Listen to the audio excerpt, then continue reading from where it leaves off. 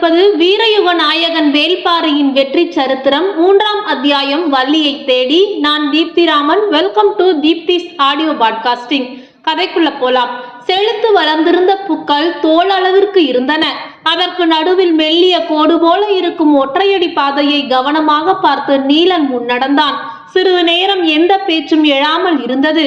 சூரியன் காரமலையின் பின்புறம் இடுப்பளவிற்கு இறங்கி இருந்தான். வலி சற்று குறைந்தது போல இருந்தது. கபிலரே பேச்சை தொடர்ந்தார். இந்த காட்டில் எவ்வளவோ அழகான வடிவு கொண்ட வாசனை பூக்கள் இருக்கின்றன. அவற்றையெல்லாம் விட்டுவிட்டு பனம்பூவை ஏன் பரம்பு நாட்டின் குலச்சின்னமாக்கினார்கள்? பனம்பூ வெறும் அழகு மட்டுமல்ல, அது ஆயுதம். அது ஆயுதம் மட்டுமல்ல, பேரழகு.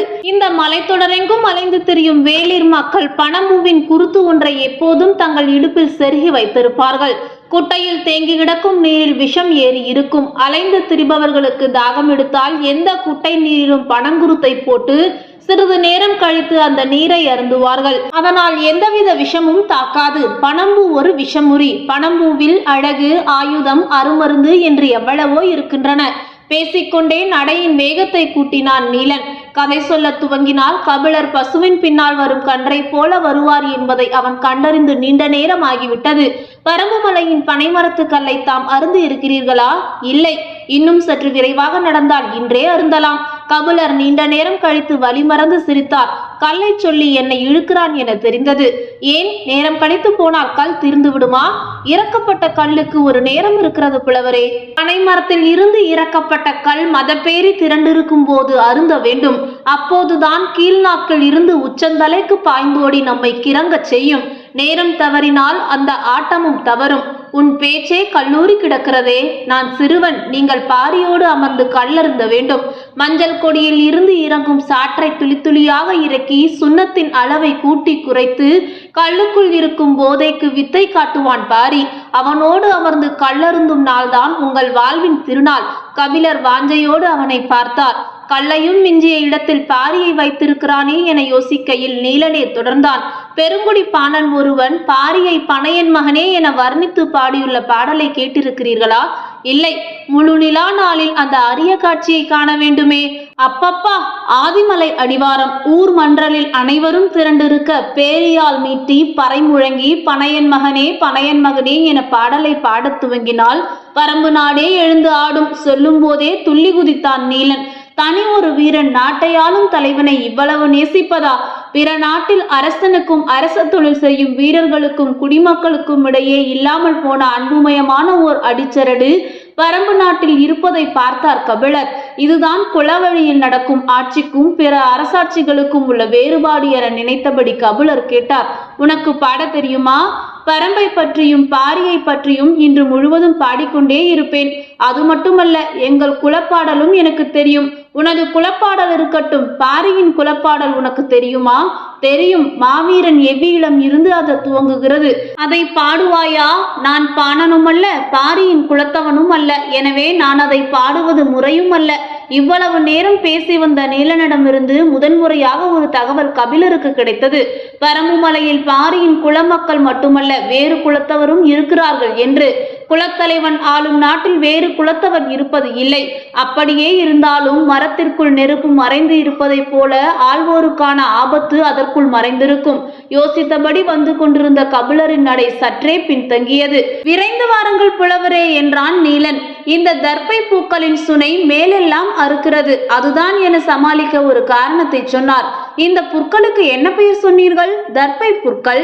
சேரன் வேள்வி நடத்திய போது அந்தணர்கள் இது போன்ற தர்பை புல் கொண்டுதான் சடங்குகளை செய்தார்கள். நாங்கள் இதை நாக்கறுத்தான் புல் என சொல்வோம். அப்படியா? இது யாருடைய நாக்கை அறுத்தது? ஏன் இந்த பெயர்? அது முருகன் காதலித்த போது நடந்த நிகழ்வு.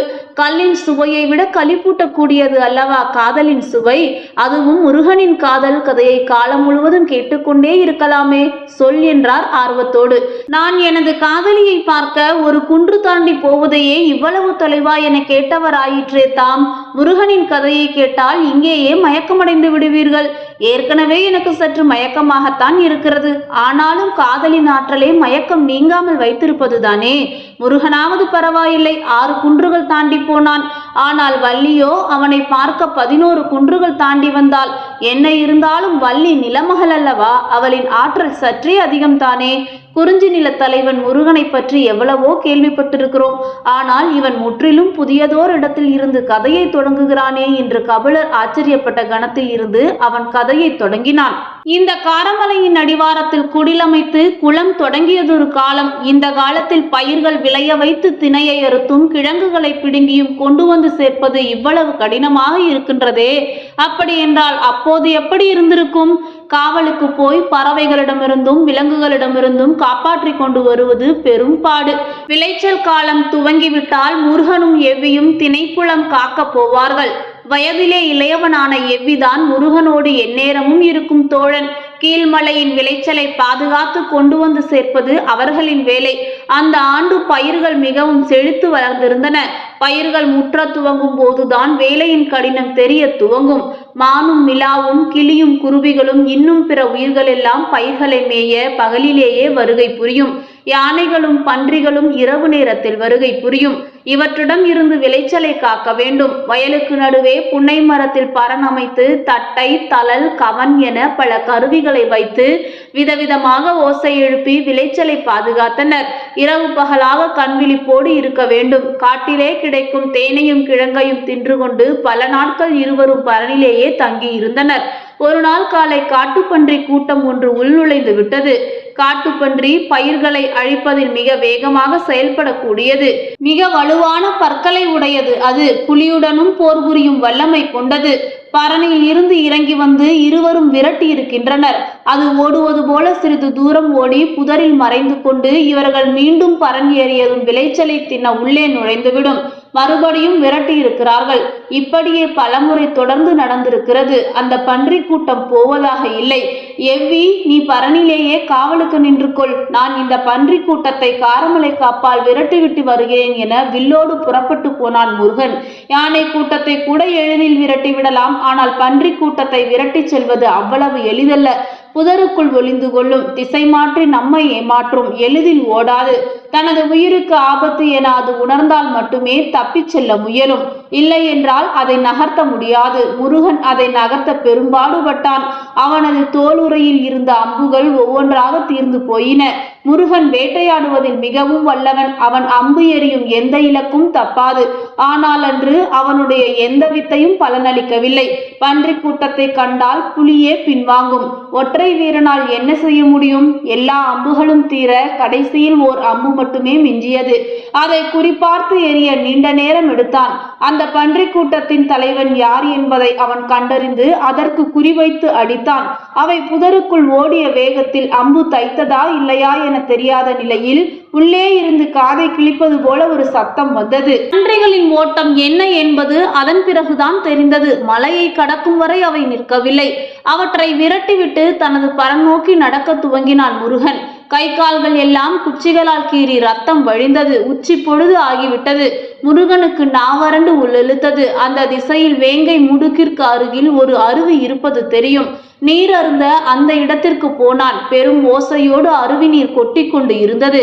கையில் இருக்கும் வில்லையும் தோல் பையையும் சிறு பாறையில் வைத்துவிட்டு நீரை நோக்கி நடந்தான். நீர்த்துளிகள் காற்றில் மிதந்து வந்து அவன் மீது படிந்தன. குளிர்ச்சியை உணர்ந்தபடி நீர் பருக குனிந்தான். பாறையின் பின்புறம் இருந்து சிரிப்பொலி கேட்டது. அருவியில் யாரோ குளித்து கொண்டிருப்பது போல இருந்தது. யார் என உற்று பார்த்தான். சரியாக தெரியவில்லை. சற்று அருகில் போய் பார்ப்போம் என நகர்ந்து முன்னே சென்றான். அவனது கண்களையே அவனால் நம்ப முடியவில்லை. கொட்டும் அருவிக்குள் இருந்து சற்றே விலகி அவள் வெளியே வந்தாள். தன் வாழ்வில் இதுவரை பார்த்திராத ஓர் பேரழகு. முருகன் இமையை மூடாமல் பார்த்தான். நீர்வடியும் கூந்தலை செலுப்பியபடி இந்த பக்கம் திரும்பினாள். இவ்வளவு நேரம் அவன் எரிந்த மொத்த அம்புகளும் கூந்தலுக்குள் இருந்து பாய்ந்து வந்து அவன் மீது எகிரின. எவ்வி எத்தனையோ முறை சொல்லி பார்த்தான். திணைக்கதிர் பறித்து நிற்கிறது, அறுப்பு முடிந்ததும் அவளை தேடி போவோம் என்று. ஆனால் முருகனோ ஒரு நாள் கூட தாமதிக்க தயாராக இல்லை. அப்புறம் கதிரை எங்கே காப்பாற்றுவது? எல்லா பறவைகளும் விலங்குகளும் அவர்கள் காவல் காத்த நிலத்திற்கு வந்து சேர்ந்தன. பறவைகள் எல்லாம் திணைக்கதிரை தின்றுவிட்டு பரன்மேல் உட்கார்ந்து ஓய்வெடுத்தன. விலங்குகள் பரனின் அடிவார நிழலில் இளைப்பாறின. பல நாட்கள் அலைந்து பச்சை மலை தொடரின் 2வது அடுக்கில் இருக்கும் வள்ளியின் இருப்பிடத்தை கண்டறிந்தனர். அந்த இடத்தை பார்த்ததும் எவ்வி சொன்னான், இவர்கள் நம்மை ஏற்க மாட்டார்கள். ஏன்? இவர்கள் கொடிக்குளம், நாமோ வேடர் குலம். இவர்கள் எப்படி நம்மை ஏற்றுக்கொள்வார்கள்? ஏற்றுக்கொள்ள வேண்டியது வள்ளி மட்டும்தான். மற்றவர்களை பற்றி நீ ஏன் யோசிக்கிறாய்? அவளது சம்மதம் பெற வழிச்சொல். பேசிக் கொண்டிருந்த போதே வள்ளி தனது தோழிகளோடு போவதை பார்த்ததும் எவ்வி சொன்னான், இந்த மலைத்தொடரிலேயே அழகான மனிதன் நீதான் என நினைத்திருந்தேன். ஆனால் இப்போதுதான் தெரிந்தது. என்ன அழகு என்றால் என்னவென்று எவ்வி சொன்னபோது முருகன் மகிழ்ந்து சிரித்தான். இதுவரை இல்லாத ஒரு பேரழகாக அந்த சிரிப்பு இருந்தது. அதன் பிறகு அவளை சந்தித்து பேசி அவளின் சம்மதம் பெற நடந்த முயற்சிகள் எத்தனையோ, ஆனால் ஒன்றுமே கைகூடவில்லை. இந்த காட்டில் அவள் அறியாதது எதுவும் இல்லை. எனவே எதை கொண்டும் அவளின் மனதில் தனித்த இடத்தை பெற முடியவில்லை. முருகன் என்ன முயற்சி செய்தாலும் வள்ளி ஏறெடுத்து கூட பார்ப்பதாக இல்லை. திணைப்புலம் காப்பதும், பறவைகளை கவன்கள் கொண்டு விரட்டுவதும், மான்கள் வந்தால் தப்பையால் ஒளி எழுப்பி துரத்துவதுமாக வள்ளி வழக்கம் போல தனது வேலைகளை செய்து கொண்டிருந்தாள். முருகனுக்கு தான் வழியே பிறக்கவில்லை. ஒரு நாள் எவ்வி ஒரு ஆலோசனை சொன்னான். அவள் திணைப்புலம் காத்து வீடு திரும்பும் வழியில் அருவி கடந்து சிறிது தூரத்தில் சரக்குன்றை மரம் ஒன்று இருக்கிறது. அந்த இடத்தில் அவள் போகும்போது நீ அவளின் எதிர்பட்டு நின்று பேசு. உன் காதலை சொல், அவள் நிச்சயம் ஏற்றுக்கொள்வாள். அந்த இடத்தில் அப்படி என்ன இருக்கிறது என்று முருகன் கேட்டான். அந்த இடம் முழுக்க முல்லை கொடி படர்ந்து கிடக்கிறது. அவள் மாலை நேரம்தான் வருவாள். அப்போதுதான் முல்லை மலர துவங்கும். அந்த மனம் யாவரையும் மயக்கும். காற்று எங்கும் சுகந்தம் வீசும். உன் காதல் நிச்சயம் அங்கே கைகூடும் என்று சொல்லி அனுப்பினான். முருகனும் அவன் சொன்ன இடத்தில் அவளை எதிர்கொண்டு பேசினான். முதல் முறையாக அவள் அவனிடம் பேச துவங்கினாள்.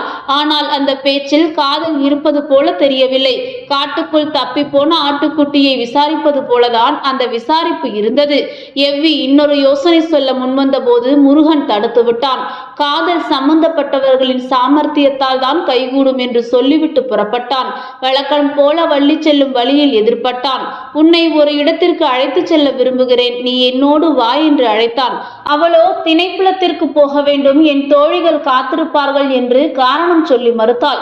அதிக நேரமில்லை, சிறிது நாழிகை நேரம் வந்தால் போதும் என வலியுறுத்தினான். வேறு வழியின்றி வள்ளியும் சரி என தலையாட்டினாள்.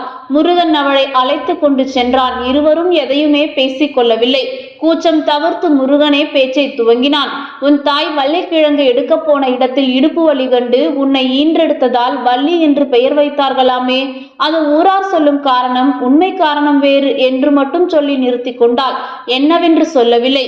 சிற்றோடையில் நீர் ஓடிக்கொண்டு இருந்தது. கால் மேல் கால் பதித்து அதை தாவி கடந்தனர் இருவரும். அந்த இடத்தில் தனியாக ஒற்றை மரம் இருந்தது. முருகன் வள்ளியை அந்த மர அடிவாரத்தில் போய் சிறிது நேரம் நிற்கச் சொன்னான்.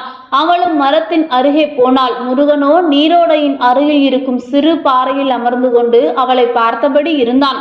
எதற்கு இங்கே நிற்கச் சொல்கிறான் என்ற யோசனையிலேயே அவள் நின்று கொண்டிருந்தாள். மேலே பார்த்தால் மரம் முழுக்க காயும் மொட்டுமாக இருந்தன. ஒரு பூ கூட இல்லை. இது என்ன மரம்? இதுவரை பார்த்ததில்லையே என யோசித்தாள். மரத்தின் மீது கை வைத்து பட்டையை சிறிது உரித்து நுகர்ந்து பார்த்தாள். என்ன மனம் என்பதை அவளால் அனுமானிக்க முடியவில்லை. நின்றது போதுமா என்று கேட்டாள். முருகனோ இன்னும் சிறிது நேரம் என்றான். மரப்பட்டைகளுடனேயே எறும்பின் வரிசை ஒன்று போய்கொண்டிருந்தது. அதை உற்று பார்த்தபடி விரல்களால் பட்டைகளை மெல்ல வருடினாள். அவளுக்கு ஏதோ ஒரு உள்ளுணர்வு தோன்றியது. ஆனால் என்னவென்று தெரியவில்லை. புறப்படலாம் என்றான் முருகன். அவளும் புறப்பட்டாள். நடந்து வரும்போது அந்த மரத்தை மீண்டும் மீண்டும் திரும்பி பார்த்தாள். ஆனால் முருகனிடம் எதுவும் கேட்கவில்லை. இவளை எதிர்பார்த்து தோழிகள் காத்திருந்தனர். வந்ததும் சற்றே கோபித்து கொண்டனர். மறுநாள் பொழுது விடியும் முன் முருகன் புறப்பட்டான். எங்கே என்று எவ்வி கேட்டான். நேற்று வள்ளியை அழைத்து சென்ற இடத்திற்கு என்றான். மீண்டும் அதே இடத்திற்கா? ஆம், காரணத்தை வந்து சொல்கிறேன் என்று சொல்லிவிட்டு புறப்பட்டவன், புதிய பரன் ஒன்று அமைத்துவை, நான் திரும்பி வரும்போது வள்ளியுடன் தான் வருவேன் என்று சொல்லிவிட்டு சென்றான். எவ்வி ஆச்சரியத்தோடு பார்த்தான். முருகன் வழக்கத்தை விட உற்சாகத்தோடு சென்றான். நேற்று சந்தித்த இடத்திலேயே வள்ளியை சந்தித்தான். சிறிது நேரம் என்னோடு வா என்று அழைத்தான். அவள் தனக்கு வேலை இருப்பதாக சொல்லி மறுத்தாள். முருகன் மீண்டும் அழைத்தான். வள்ளியோ மரங்களில் எறும்பூறுவது ஒன்றும் அதிசயம் அல்ல என்று சொல்லிவிட்டு நடக்க துவங்கினாள். இந்த ஒரு முறை மட்டும் வா, இனி நான் உன்னை வற்புறுத்தி அழைக்க மாட்டேன் என்றான் முருகன். அந்த குரலை அவளால் மறுக்க முடியவில்லை. சரி, இந்த முறை மட்டும் வருகிறேன் என்று சொல்லிவிட்டு புறப்பட்டாள். இருவரும் நேற்று சென்ற வழியில் நடந்தனர். வள்ளி கேட்டாள், முருகு என்று ஏன் உனக்கு பெயர் வைத்தார்கள்? நான் மிக அழகாக இருந்ததால் இந்த பெயர் வைத்ததாக எனது தாய் சொன்னாள். பதிலை சொல்கையில் முருகனின் முகமெல்லாம் வெட்கம் பூரித்தது. எங்கள் ஊரில் 8 வகை கல் உண்டு. அதில் ஒரு வகை கல்லுக்கு முருகு என்று பெயர் என்றாள் வள்ளி. கல்லுக்கு எதற்கு இந்த பெயர் வைத்தார்கள் என்று கேட்டான் முருகன். தெரியவில்லை, மயக்கும் தன்மை இருப்பதால் இந்த பெயர் வைத்திருப்பார்கள் என நினைக்கிறேன் என்றாள் வள்ளி. முருகன் திரும்பி அவளை பார்த்தான். அவள் தலை குனிந்திருந்தாள். ஆனாலும் அவளது முகத்தில் படர்ந்த வெட்கத்தை மறைக்க முடியவில்லை. பேசியபடியே அந்த நீரோடை அருகில் வந்தார்கள். முருகன் வழக்கம் போல அந்த இடத்தில் இருந்த சிறு பாறையின் மீது ஏறி அமர்ந்தான். வள்ளி மரத்திற்கு அருகே போக ஓடையை தாண்டி குதித்து தலை தூக்கி பார்த்ததும் அப்படியே அதிர்ந்து நின்றாள். அவள் கண்களையே அவளால் நம்ப முடியவில்லை. உறைந்து போனவளாக கண்ணிமை கொட்டாமல் பார்த்து கொண்டே இருந்தாள். எதிரில் இருந்த அந்த மரம் முழுவதும் பூக்கள் பூத்து குலுங்கின. மஞ்சளும் நிலமும் ஒன்று கலந்த வண்ணத்தில் முயல் காதை போல நீண்டு விரிந்திருந்த மலர்கள். மரமே நிரும்ப வெளியும் பூக்குடையாக நின்று ஆடியது. ஒரு சிற்றிலை கூட தெரியவில்லை. மலரின் மனம் காற்றெங்கும் பரவ அந்த வெளியே மணந்து கிடந்தது. நம்பவே முடியாத அதிசயத்தை பார்த்தபடி இருந்த வள்ளி திரும்பி முருகனை பார்த்தாள். நேற்று ஒரு பூ கூட இல்லாத மரத்தில் இன்று மரமெங்கும் பூக்கள் பூத்து குலுங்குகின்றனவே, எப்படி?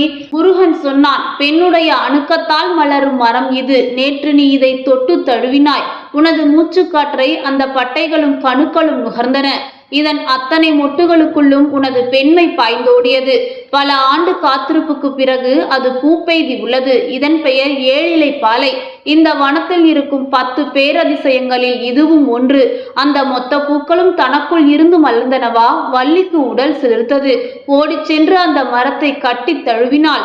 பட்டைகளின் மீது இதழ் குவித்து முத்தமிட்டு இறுக தழுவினாள். கண்களில் நீர் வழிந்தது. அவளது மார்பகங்களை கணுக்கள் குத்தி அழுத்தின. மெய்மறந்து கண்கள் செருகினாள். மரம் குலுங்கி பூக்களை உதிர்த்தது. அவளது அணைப்புக்குள் இப்போது முருகன் இருந்தான். அவளது கரங்கள் இணைந்து முருகன் கழுத்தை இறுக்கின. அவளது கீழ் உதடு நடுங்கியது. அதன் விளிம்பில் இருந்த சிறு மச்சத்தில் இருந்து முருகனின் பார்வை நகரவே இல்லை. இருவரது மூச்சுக்காற்றும் மோதி திரும்பின. காதல் அனலடிக்க ஏழிலை பாலையும் சுடெறியது. பூக்கள் செறிந்து அவர்கள் உடல்களை தீமூட்டின. ஆனாலும் உள்ளுக்குள் மலர்ந்து கொண்டே இருந்தன பூக்கள். அடுத்த எபிசோட்ல பாரி வருவார்.